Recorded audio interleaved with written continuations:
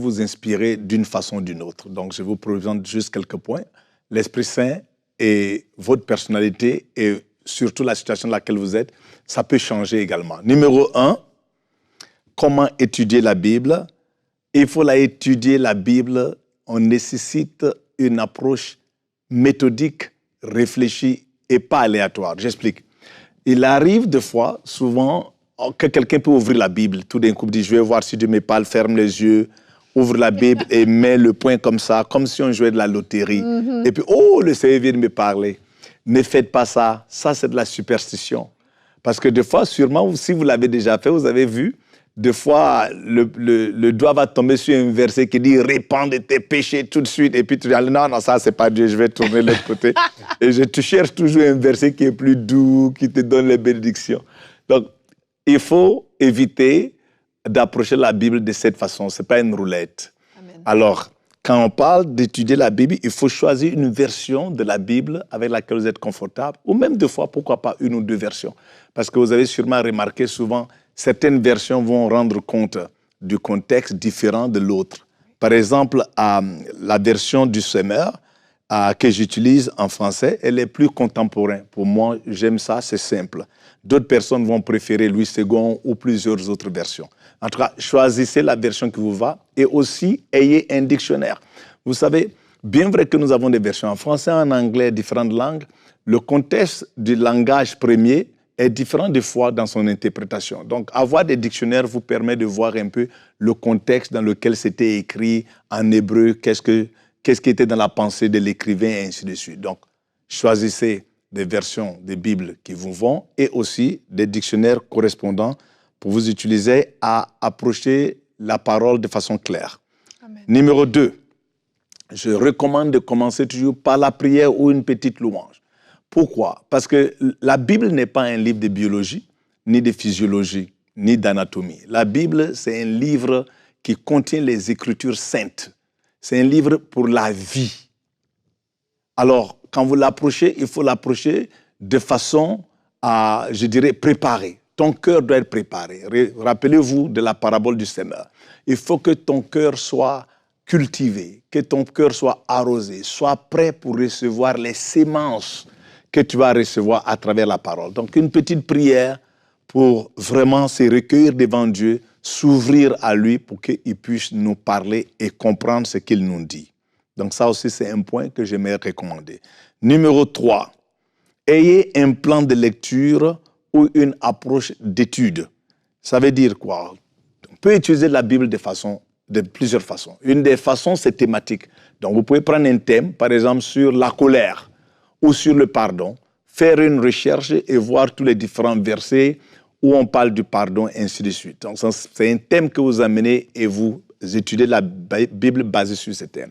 Moi, personnellement, j'aime utiliser ce qu'on appelle la loi de la première mention. La loi de la première mention, c'est voir la pensée de Dieu à l'égard d'un thème, d'une personne ou d'un sujet donné. Par exemple, la louange, OK, dans la loi de la première mention, c'est où ce mot louange ou adoration a été mentionné la première fois. Ça ne veut pas dire qu'on n'adorait pas avant, mais où l'Esprit Saint l'a révélé dans les Écritures, dans Genèse chapitre 22, lorsque Abraham allait pour sacrifier son fils Isaac. Alors, dans la pensée de Dieu, la louange, ce n'est pas un instrument qu'on joue parce qu'il n'y avait pas de musique, ce n'est pas des chants parce qu'il n'y avait pas de chants, ce n'est pas la danse parce qu'il n'y avait pas de danse, c'était plutôt un sacrifice. Vous voyez, ça permet que vous compreniez quelle est la pensée primitive première de Dieu à l'égard d'un sujet. J'aime étudier la Bible de cette façon. Vous aussi pouvez faire des plans chronologiques et lire depuis Genèse jusqu'à Apocalypse. Ou bien faire une étude des Bibles, des livres de la Bible. Donc vous pouvez faire, OK, je vais faire Matthieu aujourd'hui, et puis dans 2 mois, je vais faire Jean, ainsi de suite. Plusieurs façons d'étudier la Bible. Choisissez un plan qui marche pour vous.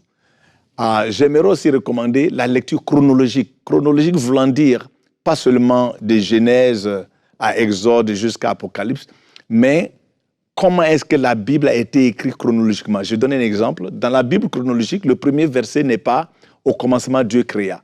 Le premier verset, c'est Jean 1:1, qui dit « Au commencement était la parole, et la parole était avec Dieu, et la parole était Dieu ». Donc ça, c'est le premier verset. Donc ça, c'est cette chronologie dont tu parles. Ça te permet de comprendre la Bible de façon claire, concise et voir qu'est-ce qui s'est passé après événement, comment les événements se sont ajoutés l'un à l'autre. L'autre point qui est important pour l'enseignement de votre Bible, c'est l'environnement que vous utilisez. Utilisez un environnement calme. Vous voyez, lorsqu'on parle à quelqu'un, on veut que la personne donne toute son attention. Lorsque quelqu'un est distrait, on arrête de parler. Parce qu'on ne se sent pas respecté ou on se dit bah, cette personne n'écoute pas. Alors, quand vous voulez utiliser la Bible, honorez la parole et honorez Dieu. Honorez votre temps. Donc, trouvez un environnement calme, propice. Pas où il y a des bruits de gauche à droite pour vous distraire. Quand vous trouvez un environnement calme, vous pouvez réfléchir bien sur les textes et donner votre attention totale pour pouvoir comprendre ce que Dieu dit. Rappelez-vous, lire la Bible, étudier la Bible, ce n'est pas juste un exercice pour faire plaisir à quelqu'un.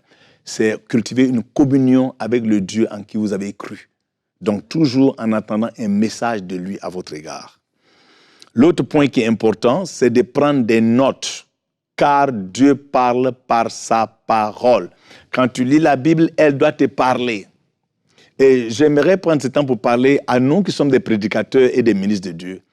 Ça peut être très facile de rentrer dans une routine où on lit seulement pour préparer des sermons, des prédications, et on ne lit plus la Bible pour une approche personnelle. Et on peut se retrouver là dans cette place où on devient juste professionnel. Faites attention à ça. Alors, on va prendre des notes quand Dieu nous parle, parce que quand on réfléchit sur ce que Dieu dit, ça peut nous donner des instructions, ça peut nous illuminer sur des situations, nous donner la clarité à quelque part, et on veut le noter pour pouvoir l'appliquer. Alors, l'autre point, c'est de méditer sur ce que vous avez appris. Peut-être qu'aujourd'hui, tu as lu la Bible, Dieu t'a parlé, il y a une écriture qui a sauté sur toi, il y a une inspiration, une révélation. Alors, peut-être tu es dans ta voiture maintenant, tu commences à méditer sur cette parole. Tout d'un coup, l'Esprit Saint dont on a parlé commence à approfondir et donner d'autres directives à laquelle que tu n'avais pas pensé. Peut-être que tu n'as même pas vu ça. Et souvent, c'est là que viennent les réponses. Et même l'inspiration des prières et des déclarations. Ça peut venir de là également. C'est pour ça qu'il faut prendre note mentalement. Il faut prendre note aussi sur un papier pour nous rappeler de ce que nous avons appris. L'avant-dernier point, qui n'est pas moindre, c'est appliquer ce que nous avons appris. La Bible dit dans le Proverbe 24, verset 3, il dit que la sagesse bâtit et la compréhension établit. Et par la connaissance, toutes ces chambres sont remplies de richesses et de belles choses. Donc, l'application de la sagesse, l'application de ce que nous avons appris et compris, c'est ça la sagesse.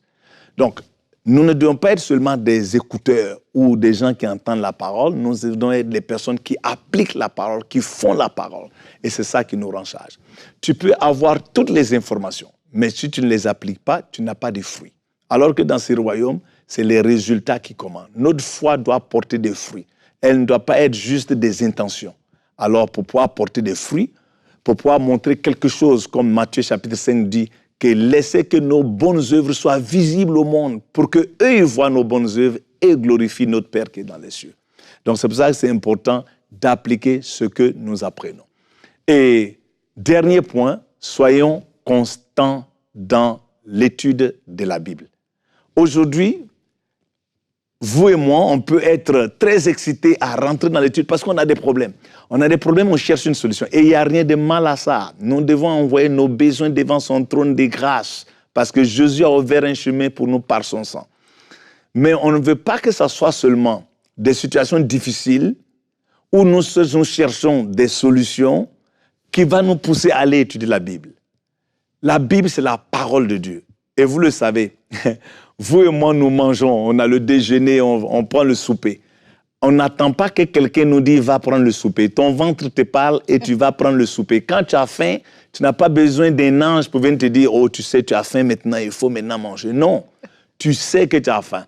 Et quand on ne mange pas, on voit comment est-ce qu'on se comporte. On devient un peu irrité, impatient, ainsi de suite. On est même faible dans notre corps. Donc, il ne faut pas attendre que ce soit une inspiration de l'Esprit Saint qui me dit « mon fils ». Il est temps maintenant que tu ouvres la Bible et que tu apprennes la parole de Dieu. Non, non, nous n'avons pas besoin de cette inspiration pour manger notre dîner. Nous ne devons pas attendre d'avoir une inspiration de l'Esprit Saint pour pouvoir ouvrir la Bible et lancer. C'est lorsque nous ouvrons la Bible, par obéissance, que l'Esprit Saint vient de foi et commence à nous faire marcher, nous faire naviguer dans la place, dans les corridors où Dieu donne des bonnes choses et des belles instructions et révélations à son peuple. J'espère que cela vous a aidé.